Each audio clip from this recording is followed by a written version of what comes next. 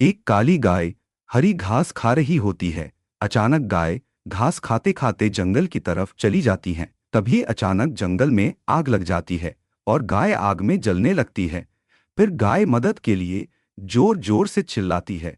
तभी वहां एक आदमी आता है और गाय की आग बुझाने की कोशिश करता है। फिर आदमी रेस्क्यू टीम को फोन करता है और रेस्क्यू टीम हेलीकॉप्टर से आती है। फिर रेस्क्यू टीम आग बुझाती है और गाय की जान बचा लेती है। फिर वीडियो को लाइक और सब्सक्राइब नहीं किया।